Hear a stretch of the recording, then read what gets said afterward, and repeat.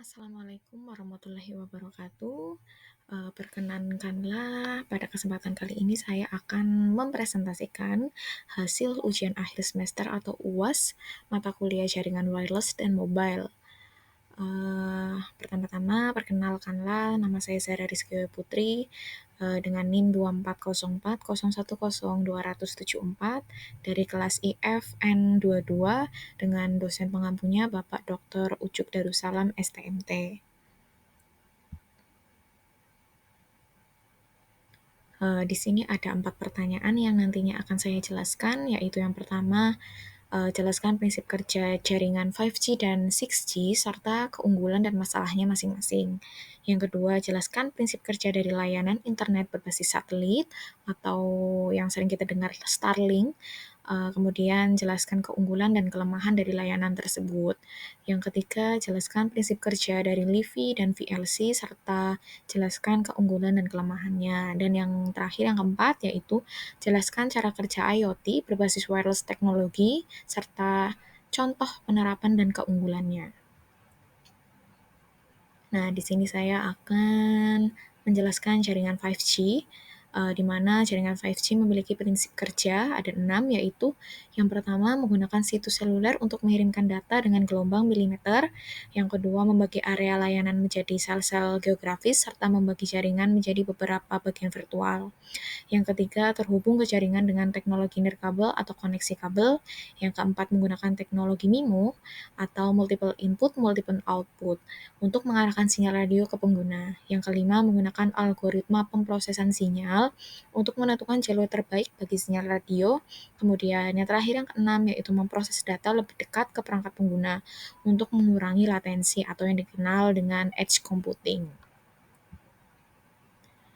Nah, di sini ada 4 keunggulan dari jaringan 5G. Yang pertama adalah 5G menawarkan kecepatan internet yang sangat tinggi, jauh melampaui jaringan 4G. Ini memungkinkan unduhan dan unggahan data dengan kecepatan yang hampir instan atau bisa disebut sangat cepat. Yang kedua, latensi pada 5G sangat rendah, seringkali di bawah 1 milidetik yang menggunakan komunikasi waktu nyata atau real time. Yang ketiga, jaringan 5G memiliki kapasitas yang lebih besar yang memungkinkan menangani lebih banyak pengguna dengan kecepatan dan kinerja yang stabil. Kemudian yang keempat, jaringan 5G dibangun untuk memungkinkan konektivitas massal perangkat Internet of Things atau IoT seperti mobil otonom, kota pintar, dan industri otomatisasi. Nah, namun jaringan 5G juga mendapati beberapa masalah. Yang pertama yaitu dengan pita frekuensi yang padat, jaringan 5G dapat mengalami gangguan yang mempengaruhi kualitas dan kestabilan koneksi. Yang kedua, membutuhkan biaya investasi yang besar dalam pembangunan infrastruktur jaringan baru. Yang ketiga, tidak kompatibel dengan perangkat-perangkat lama, sehingga pengguna harus mengupgrade perangkat-perangkat tersebut untuk dapat tersambung pada jaringan 5G. Yang keempat, meskipun kecepatannya sangat luar biasa, jaringan 5G memiliki keterbatasan dalam daya tembus. Jaringan 5G cenderung memiliki keterbatasan dalam menembus penghalang fisik seperti tembok, beton, maupun gedung. Nah, jaringan 6G memiliki beberapa prinsip kerja. Yang pertama yaitu 6G menggunakan teknologi gelombang terahertz yang memiliki frekuensi yang lebih tinggi daripada teknologi 5G. Yang kedua, 6G mengintegrasikan beberapa jenis jaringan. Hal ini memungkinkan pengguna dapat berpindah antar jaringan lancar serta jaringan secara lancar dan efisien. Kemudian yang ketiga, 6G mengintegrasikan edge computing. Hal ini dapat mengurangi latensi dan meningkatkan kinerja aplikasi. Yang keempat, 6G mengintegrasikan AI untuk mengoptimalisasikan atau mengoptimalkan kinerja jaringan seperti mengatur lalu lintas data dan mengidentifikasi potensi gangguan. Keunggulan dari jaringan 6G ini yang pertama yaitu kecepatan sangat tinggi, diprediksi mampu mencapai kecepatan data hingga 1 Tbps. Yang kedua, latensi sangat rendah sehingga delay pengiriman data kurang dari 1 milidetik. Dan yang ketiga, konektivitas universal yang menghubungkan segala sesuatu, termasuk perangkat yang saat ini tidak terhubung. Kemudian, jaringan 6G ini juga didapati beberapa permasalahan, yaitu yang pertama, keamanan cenderung lemah dikarenakan banyaknya perangkat yang terhubung secara bersamaan. Yang kedua, implementasi 6G diperkirakan akan membutuhkan biaya yang sangat mahal, sehingga membutuhkan investasi yang besar dalam penelitian dan pengembangannya. Yang terakhir, potensi dampak kesehatan dari radiasi terahertz masih perlu diteliti lebih lanjut. Nah, yang kedua yaitu saya akan menjelaskan layanan internet berbasis satelit atau Starlink, di mana Starlink adalah layanan internet satelit yang menggunakan sinyal radio untuk mengirimkan data internet ke pengguna di bumi. Prinsip kerjanya yaitu yang pertama, koneksi ke satelit di mana perangkat pengguna mengirimkan sinyal ke satelit yang mengorbit bumi. Pengguna di bumi menggunakan antena atau parabola yang terhubung ke modem untuk mengirimkan data dan menerima data. Ketika pengguna mengirimkan permintaan data, sinyal dari antena parabola ini dikirim ke satelit. Kemudian, satelit akan meneruskan sinyal tersebut ke stasiun bumi yang terhubung ke internet. Setelah stasiun bumi menerima permintaan tersebut, data yang dikirim kembali ke satelit yang kemudian mengirimkan data tersebut ke antena parabola pengguna. Nah, contoh gambar prinsip kerjanya dari internet berbasis satelit atau Starlink yaitu di sini bisa dilihat. Kemudian,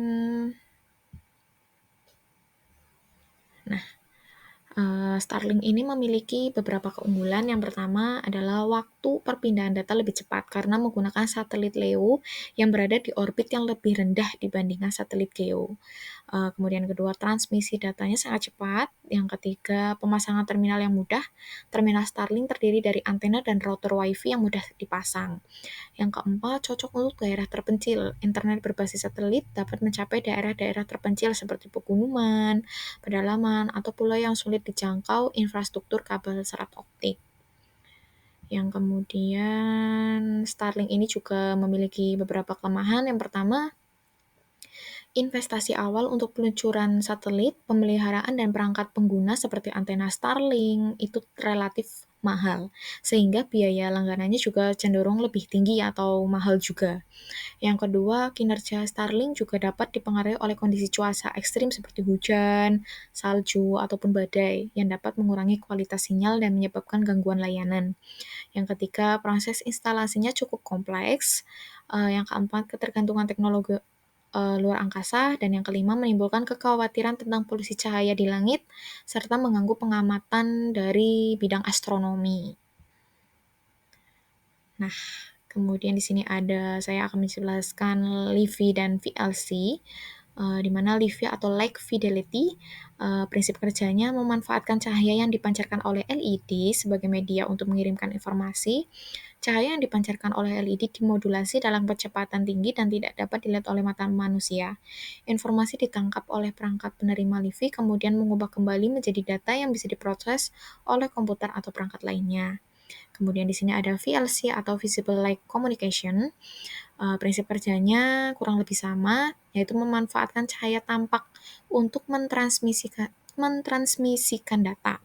VLC bekerja dengan cara mengubah layanan LED menjadi sinyal dengan perangkat seperti solar cell atau fotodioda. Sinyal yang ditangkap akan diubah menjadi data yang akan ditangkap oleh perangkat penerima. LiVi memiliki beberapa keunggulan dan kelemahan. Yang pertama adalah keunggulan. Keunggulan dari LiVi ini kecepatannya tinggi. LiVi mampu mentransmisikan data dengan kecepatan 224 Gbps. Yang kedua, kapasitas spektrumnya luas, memungkinkan lebih banyak data yang akan ditransmisikan. Yang ketiga, mengurangi resiko intersepsi sinyal oleh pihak yang tidak berwenang, sehingga memiliki keamanan yang cenderung lebih tinggi. Yang keempat, bebas interferensi gelombang radio serta efisiensi energi. Namun, ada beberapa kelemahan dari LiVi juga. Yang pertama yaitu LiVi hanya bekerja jika ada cahaya tampak. Yang kedua, karena cahaya tidak dapat menembus dinding, jangkauan LiVi terbatas pada ruang tempat cahaya tersebut tersedia. Yang ketiga, kebergantungan pada infrastruktur LED Dan yang keempat, dalam kondisi minim cahaya atau gelap, fungsi LiFi tidak dapat diandalkan tanpa sumber cahaya tambahan. Nah, VLC atau Visible Light Communication memiliki beberapa keunggulan dan kelemahan juga. Yang pertama dari keunggulannya, VLC mampu mencapai kecepatan transfer data yang tinggi. Yang kedua, cahaya tidak dapat menembus dinding sehingga sinyal lebih sulit disadap dibandingkan sinyal radio. Yang ketiga, karena menggunakan spektrum cahaya tampak, VLC tidak terpengaruh oleh interferensi elektromagnetik yang sering mempengaruhi komunikasi berbasis radio. Kelemahannya yang pertama, proses VLC bergantung pada cahaya, terutama jika cahaya terhalang oleh dinding atau benda lainnya akan menghambat proses VLC itu sendiri. Yang kedua, cahaya dari sumber lain seperti sinar matahari dapat mengganggu transmisi VLC, rentan terhadap interferensi dari cahaya sekitarnya. Yang ketiga, keterbatasan dalam ketersediaan perangkat dan infrastruktur pendukung. Nah, di sini ini ada gambaran proses kerja dari Light Fidelity atau LiFi, dan ini adalah prinsip kerjanya VLC atau Visible Light Communication. Nah, saya akan menjawab pertanyaan terakhir, yaitu IoT, prinsip kerja IoT, di mana IoT atau Internet of Things ini adalah teknologi nirkabel yang memungkinkan perangkat untuk saling terhubung dan berkomunikasi tanpa menggunakan kabel, memanfaatkan berbagai jenis teknologi nirkabel.